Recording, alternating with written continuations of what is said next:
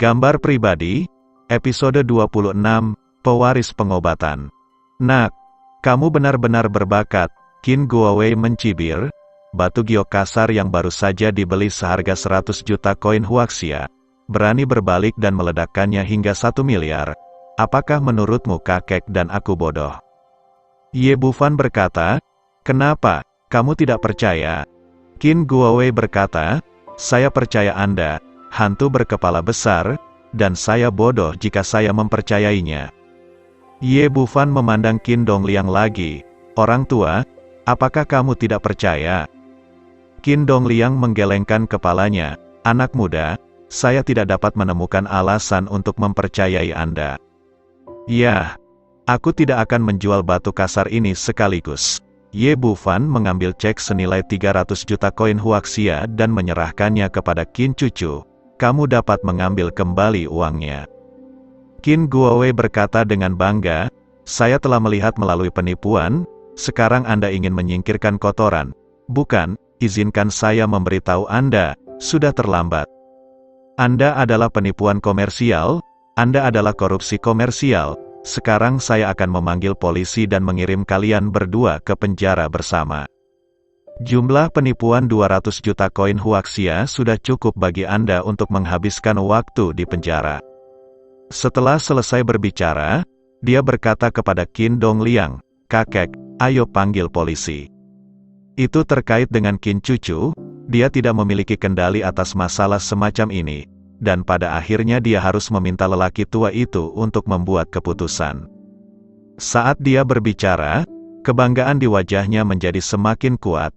Menurut pendapatnya, dia melihat melalui trik kotor Qin cucu, dan dia membantu grup Qin menyelamatkan sejumlah besar 2 miliar koin Huaxia. Setelah memberikan kontribusi yang begitu besar kepada keluarga Qin, itu pasti akan menambah bobotnya di hati Qin Dongliang, dan posisi presiden harus menjadi miliknya sendiri. Wajah Qin cucu malu, dan dia tidak berharap Qin Guowei memanfaatkan kejadian hari ini. Keluarga Qin Anda yang kehilangan 700 juta yuan, namun Anda masih memiliki keberanian untuk menuntut saya atas penipuan. Ye Bufan melirik Qin Guowei seperti orang bodoh, dan kemudian berkata kepada Qin cucu, panggil 10 ahli penyelesaian batu. Xiao Fan, apa yang akan kamu lakukan? Ye Bufan berkata, karena orang tidak mau membelinya bersama, saya akan memotong batu-batu ini dan menjualnya. Qin cucu tahu bahwa ini adalah satu-satunya cara untuk pergi. Jika tidak, posisinya di hati kakek pasti akan berkurang. Ini adalah pabrik pemrosesan batu giok keluarga Qin. Apakah itu juru bahasa batu atau juru bahasa batu? Dia melambaikan tangannya, dan 10 juru bahasa bergegas membawa peralatan.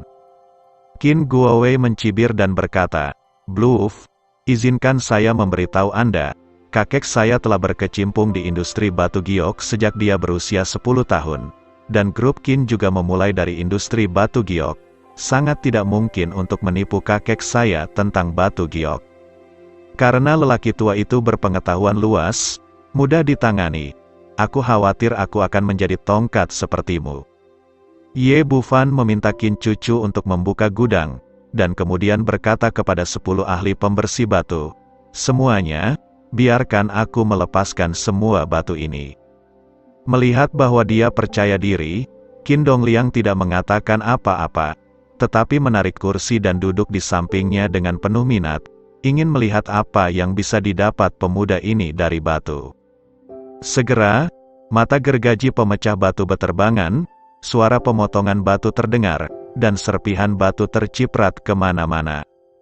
Tidak lama kemudian, Master Siji di sebelah kiri tiba-tiba berhenti, dan batu kasar giok di tangannya telah menghapus jendela, memperlihatkan kehijauan yang berani di dalamnya. Ini hijau, Qin cucu berseru kaget. Qin Dongliang, yang sedang menyeruput teh di sebelahnya, menjatuhkan cangkir teh di tangannya ke tanah, melompat dari kursinya, dan melangkah ke batu giok yang kasar. Dia mengambil baskom berisi air jernih dan menuangkannya ke batu asli, dan tanaman hijau di jendela menjadi semakin jernih, seperti genangan air musim gugur, cemerlang dan transparan.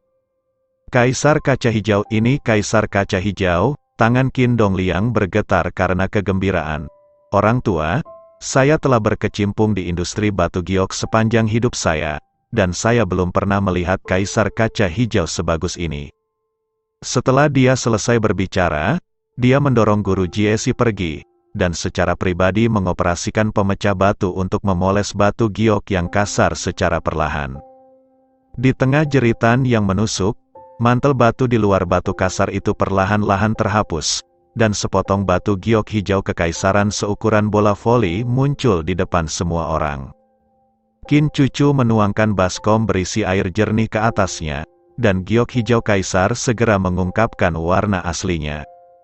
Berbaring di sana dengan tenang, itu seperti zamrud besar, jernih dan transparan, terlihat sangat menarik di bawah sinar matahari. Imperial Green, ini benar-benar jenis kaca kaisar hijau terbaik. Hal yang paling langka adalah ukurannya begitu besar dan lengkap. Orang tua itu belum pernah melihat batu giok sehalus ini seumur hidupnya. Qin Dongliang sangat bersemangat sehingga dia tidak peduli dengan citranya sendiri, memeluk sepotong batu giok kaca dan menciumnya dengan keras, lalu berbalik dan berkata, "Anak muda, batu giok ini harus dijual ke grup Qin kita. Anda dapat menetapkan harga berapapun yang Anda inginkan." Ye Bufan tidak terlalu bersemangat, dia sudah melihat seperti apa bentuk batu giok ini. Dia berkata, "Pak Tua, saya seorang dokter, jadi saya tidak tahu harga zamrud. Katakan padaku, kamu bisa memberi sebanyak yang kamu mau." Qin Dongliang berkata dengan bersemangat, "Oke, saya akan memberi Anda 100 juta koin huaxia, dan Anda tidak akan menderita dengan harga ini." Ye Bufan mengangguk, "Ya." Melihat janjinya, Qin Dongliang segera memanggil dua pekerja dan memasukkan kaisar hijau berkualitas tinggi ke dalam mobilnya. Di matanya, zamrud ini adalah harta yang langka, lebih penting dari nyawa. Dia tidak nyaman di gudang, dia harus meletakkannya di ruang harta karunnya. Berdiri di samping, Qin Guowei benar-benar tercengang. Wajahnya panas, seolah-olah dia telah ditampar puluhan kali berturut-turut. "Saya baru saja menolak batu zamrud kasar orang lain, tetapi dalam sekejap mata, seseorang membuka kunci sepotong kaca kaisar hijau, dan menjualnya seharga 100 juta koin huaxia sekaligus." Ini adalah tamparan di wajah di tempat, dan itu menamparkan. Sebelum dia bisa pulih dari keterkejutannya, pemecah batu lain di sebelahnya berseru, "Warnanya hijau, dan jadaite kasarku juga hijau, itu spesies S. Bidakku juga hijau, tapi masih penuh dengan hijau. Potonganku ternyata zamrud merah, sangat indah." Ada banyak jeritan untuk beberapa saat, dan Tuan akan menjerit setiap kali dia mengacak batu, dan satu demi satu batu giok teratas disajikan di depan semua orang. Sebagian besar giok ini berwarna hijau, terkadang bercampur dengan beberapa giok kuning, giok merah, dan ungu. Di bawah sinar matahari, batu giok bersinar terang, membawa godaan yang tiada taraf bagi orang-orang. Qin Guowei berdiri di sana dengan linglung, menggosok matanya dengan putus asa, dan tidak bisa mempercayai semua yang ada di depannya. Ada batu giok di setiap bagian batu giok di seluruh gudang. Meskipun Qin Dongliang mendapat informasi lengkap, hatinya sangat terkejut saat ini. Dia tidak hanya terkejut dengan nilai dari batu-batu kasar ini, tetapi juga dengan metode Ye Bufan. Siapa sih orang ini? Bagaimana metode pemilihan jadaite bisa begitu tepat, tidak satu bagian jatuh? Anda harus tahu bahwa dia telah berkecimpung di industri batu giok selama bertahun-tahun, dan dia belum pernah mendengar ada orang yang dapat mencapai ketelitian seperti itu. Apalagi mengandalkan mata manusia, bahkan produk teknologi tinggi pun tidak akan berfungsi. Jika tidak, industri perjudian batu akan bangkrut. Ketika Tuan Jieshi menyelesaikan pekerjaannya, Ye Bufan datang ke Qin Dongliang. "Tuan, apakah Anda masih menganggap saya pembohong?" "Tidak, tidak, anak muda, Anda harus menjual batu giok ini ke grup Qin saya, dan Anda tidak boleh menjualnya kepada orang lain." Qin Dongliang pulih dari keterkejutannya, dan sangat bersemangat, dan pada saat yang sama merasakan krisis. Jika Ye Bufan menjual semua batu giok teratas ini kepada para pesaingnya karena marah, itu pasti akan menjadi bencana bagi grup Qin. Jadi Qin Dongliang telah memutuskan untuk memakan semua batu giok ini bagaimanapun caranya. Ye Bufan berkata sambil tersenyum, masalah Fei Cui mudah dibicarakan. Apakah kamu ingin memanggil polisi dan menangkapku sekarang? Xiao Ye, jangan marah. Ini semua omong kosong bocah Guowei itu. Seperti yang dikatakan Qin Dongliang, dia menoleh dan menamparkan wajah Qin Guowei. Mereka yang tidak memiliki mata, mengapa kamu tidak bergegas dan meminta maaf kepada Xiao Ye? Dia menggunakan seluruh kekuatannya dalam tamparan ini, yang renyah dan keras. Sebagai ahli batu giok, sekilas dia bisa tahu bahwa nilai batu giok ini setidaknya 1 miliar koin huaxia. Dengan kata lain, jika grup Qin menggunakan 300 juta koin huaxia untuk membeli batu giok ini, itu akan menghasilkan banyak uang. Hasilnya bagus sekarang, karena kata-kata Qin Guowei, grup Qin menghabiskan setidaknya 700 juta koin huaxia lebih banyak. Jadi lelaki tua itu sangat marah dan menyalahkan Qin Guowei atas semua ini. Meskipun Qin Guowei tidak mau melihat kakeknya benar-benar marah, dia hanya bisa menundukkan kepalanya dan berkata, "Maaf, saya salah." Saat berbicara, hatinya dipenuhi dengan kesedihan. Pertama kali dia dipukuli oleh kakeknya ketika dia sudah sangat tua, dan itu juga pertama kalinya dia menundukkan kepala untuk meminta maaf kepada seseorang. Yang paling penting adalah setelah kejadian hari ini, kesannya di hati Qin Dongliang akan sangat berkurang. Dan dia pasti akan dirugikan jika dia bersaing dengan Qin Cucu di masa depan. Ye Bufan melambaikan tangannya dan berkata dengan bercanda, "Tidak perlu meminta maaf, aku yang seharusnya berterima kasih padamu. Jika bukan karena kamu, aku akan menghasilkan lebih sedikit uang." Dia menunjuk ke batu zamrud kasar ini dan berkata, "Awalnya, demi Cucu, saya ingin menjual setengah dari batu kasar ini ke grup Qin. Jadi saya hanya meminta 300 juta koin huaxia. Tetapi jika Anda tidak menerimanya, maka saya tidak dapat menahannya. Siapa yang akan memiliki lebih banyak uang cadangan? Setelah Tuan Qin membayar saya pasti akan memberi Anda beberapa keuntungan fix silaturahmi." Sebagai pewaris, dia bisa melihat sekilas hubungan antara Qin Guowei dan Qin Cucu. Dia sangat jelas tentang perjuangan keluarga besar ini. Jadi tentu saja dia tidak keberatan menikamnya lagi.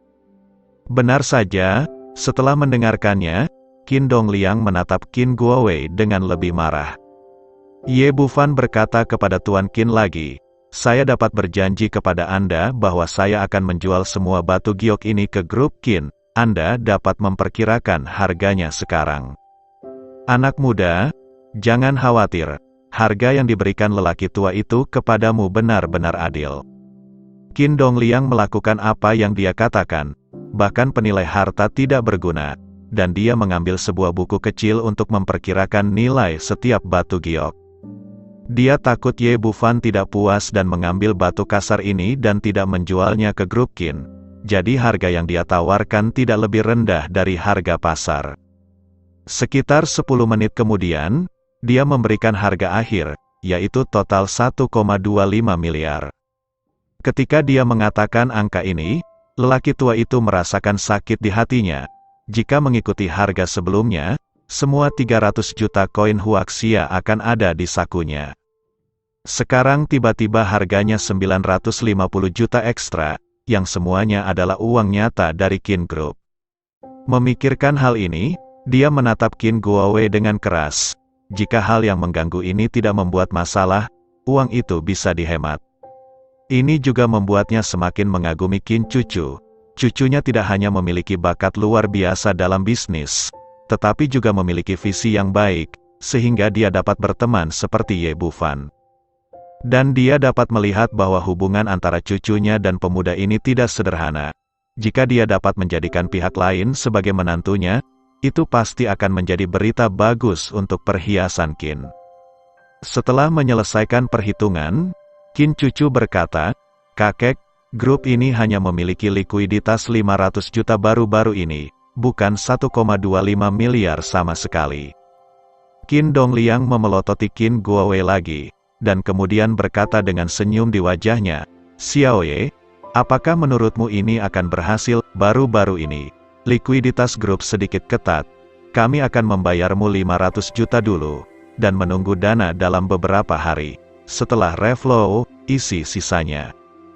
Ye Bufan berkata, "Ya, awalnya, dia hanya memiliki celah pendanaan sebesar 300 juta yuan, dan sisa uangnya untuk sementara tidak berguna."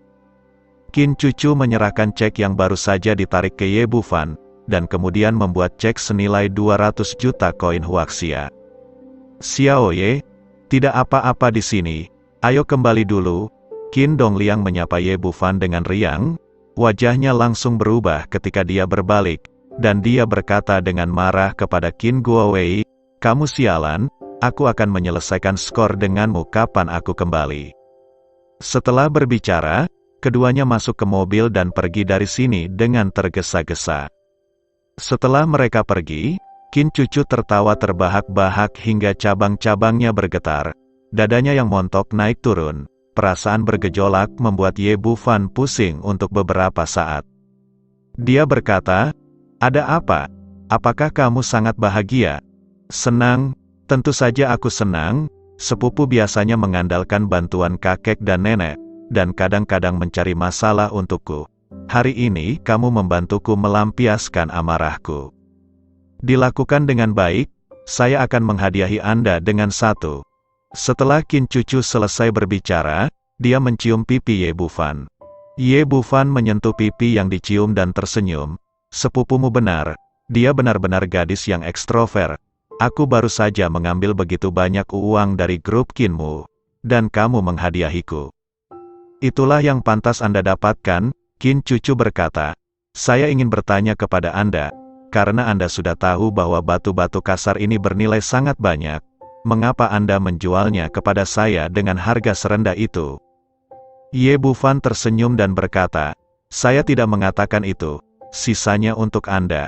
Jika bukan karena kekurangan uang saya baru-baru ini, saya bahkan tidak menginginkan 300 juta. Qin Cucu menatapnya dengan mata membara dan berkata, "Mengapa kamu begitu baik padaku?"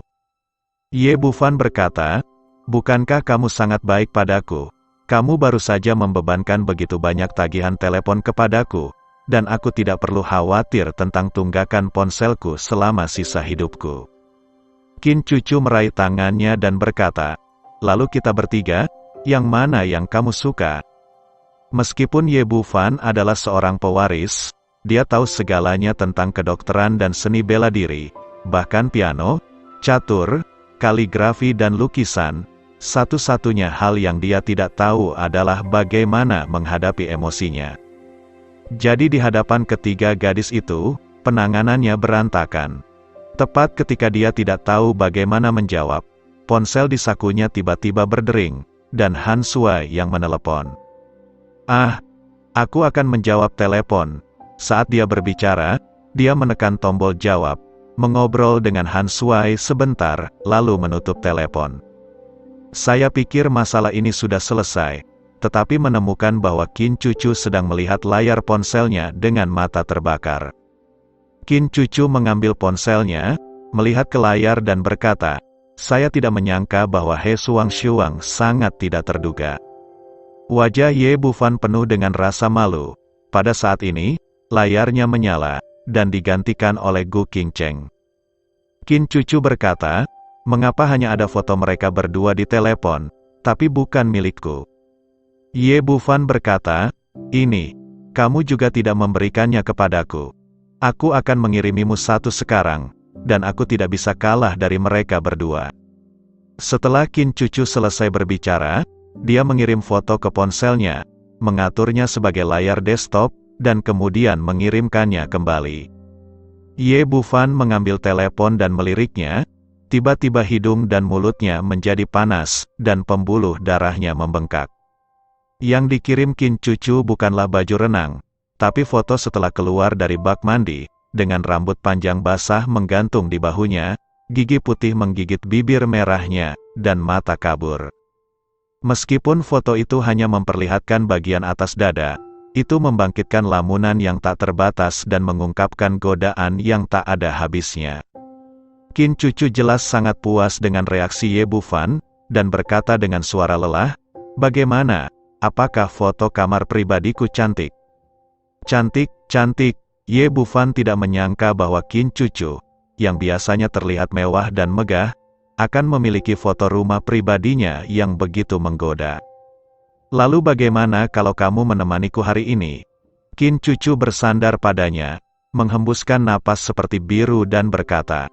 Ye Bufan berkata, "Tidak, saya masih harus menemani ibu saya, dia sedang tidak mood hari ini."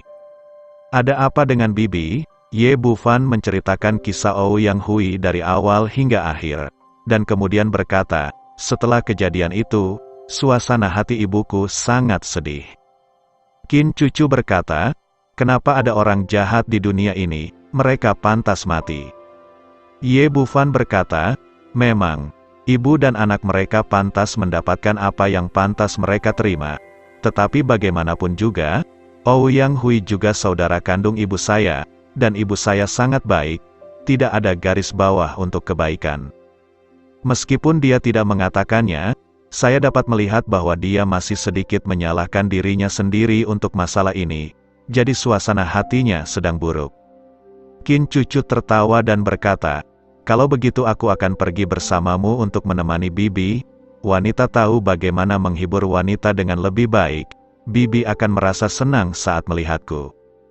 Ye Bufan tahu bahwa Ouyang Lan menyukainya, jadi dia berkata, "Baiklah, mari kita kembali bersama." Qin Cucu mengatur urusan di sini, dan datang ke restoran Zui Jiangnan bersama Ye Bufan. Benar saja, Ouyang Lan sedang duduk di kamar dengan cemberut, menatap lurus keluar jendela dengan ekspresi kusam, tidak tahu apa yang dipikirkannya. "Bibi, apa yang kamu pikirkan?" Qin Cucu melangkah maju dan meraih lengannya dan bertanya. "Tidak ada." Setelah Ouyang Lan melihat Qin Cucu, sebuah senyuman muncul di wajahnya. "Cucu, mengapa kamu ada di sini? Terakhir kali aku melihat 2 potong pakaian. Aku tidak tahu apakah itu terlihat bagus atau tidak. Aku ingin bibiku memeriksaku." Qin Cucu dapat berbicara dengan baik, dan setelah beberapa kata, dia menarik Ouyang Lan keluar dari hotel bersama. Ye Bufan mengikuti di belakang, dan mereka bertiga mulai berbelanja. Wanita suka berbelanja, dan tidak peduli usia mereka. Setelah pergi ke jalan, suasana hati Ouyang Lan meningkat pesat, dan senyum muncul di wajahnya. Qin Cucu tidak ingin membeli pakaian sendiri, tetapi mendandani Ouyang Lan dari ujung rambut sampai ujung kaki. Ketika malam menjelang, dia membawa keduanya ke restoran Taoti yang terletak di zona pengembangan. Ini adalah restoran terbaik di seluruh zona pengembangan, baru saja dibangun, tetapi arus orang sangat besar, dan tingkat konsumsinya juga sangat tinggi. Ini adalah salah satu restoran paling mewah di kota Jiangnan. Karena kelasnya yang tinggi, orang yang datang ke sini kaya atau mahal, dan orang biasa tidak mampu membelinya sama sekali. Ye Bufan memarkir mobil, dan mereka bertiga berjalan menuju restoran bersama. Baru saja akan masuk ketika sebuah Ferrari 488 melaju melewati pintu. Pria muda yang mengemudikan mobil itu adalah Bi Haikuan yang telah diperbaiki oleh Ye Bufan. Ketika dia melihat mereka bertiga berjalan bersama ke restoran, ekspresi menyeramkan muncul di wajahnya.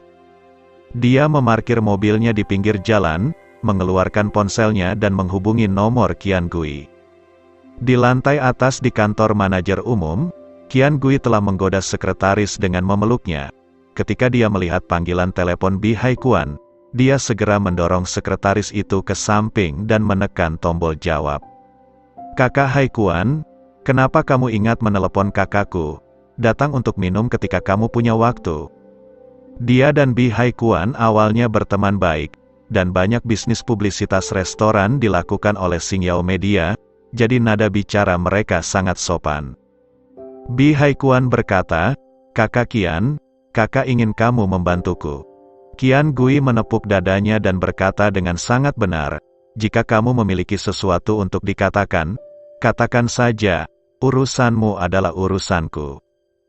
Bi Haikuan berkata, bantu aku mengajari anak laki-laki bernama Ye Bufan. Dia baru saja memasuki restoranmu untuk makan malam. Qian Gui berkata tanpa ragu, Kakak Haikuan, jangan khawatir. Bukankah itu hanya menginjak seseorang? Masalah ini ada pada saudara laki-laki. Alasan mengapa dia begitu percaya diri adalah karena keluarga Qian memiliki kekuatan di zona pengembangan. Adik laki-lakinya Qian Biao adalah kekuatan terbesar di dunia bawah tanah di sini, dan dia memiliki 40 atau 50 saudara laki-laki di bawahnya. Tidak lama setelah zona pengembangan didirikan, 4 pemimpin bawah tanah di kota Jiangnan mengabaikan daerah ini, yang menyebabkan Qian Biao menaungi langit dengan satu tangan. Selama Anda tidak menyinggung bos besar di kota itu, tidak ada seorang pun di sini yang benar-benar berani memprovokasi Qian Biao. Bi Haikuan berkata, saya akan menemui tamu penting sekarang, dan saya akan menyerahkan masalah ini kepada Anda. Setelah masalah selesai, saya berjanji untuk menjadikan restoran Anda restoran bintang di Jiangnan. Jangan khawatir, Saudara Haikuan. Saya pasti akan melakukan pekerjaan dengan baik dalam masalah ini.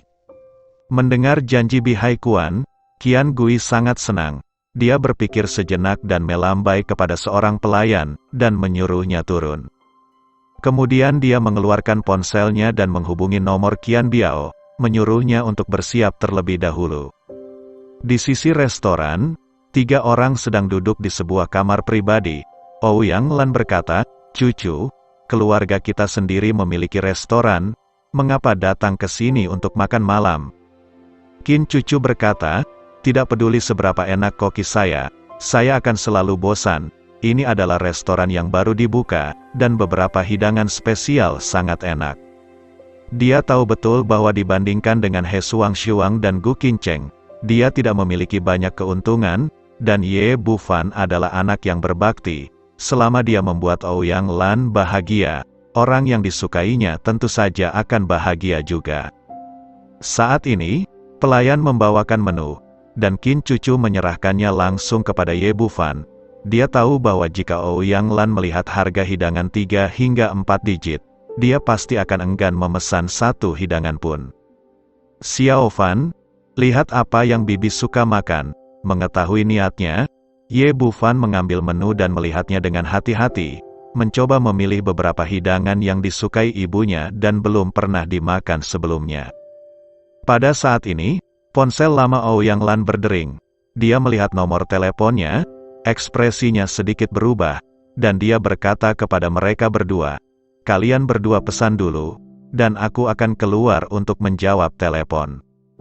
Setelah berbicara, dia bergegas keluar dari kamar pribadi dengan ponselnya. Qin Cucu berkata, Bibi, panggilan siapa ini menjawab, apakah ini sangat misterius?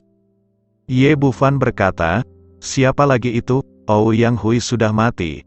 Pasti orang-orang dari kampung halamanku yang datang ke Xingxi untuk menanyakan tentang kejahatan itu. Qin Cucu berkata, dia diculik dan dibunuh. Polisi telah mengambil kesimpulan. Apa gunanya mereka mencari bibi? Apa yang kamu katakan masuk akal. Tetapi apakah orang-orang itu masuk akal? Ye Bufan berkata, orang baik diganggu, dan kuda baik yang ditunggangi. Ini paling jelas terlihat pada ibu saya. Itu karena dia terlalu baik sehingga dia diintimidasi oleh orang-orang itu sepanjang waktu. Qin Cucu berkata dengan marah, bagaimana saya bisa melakukan itu?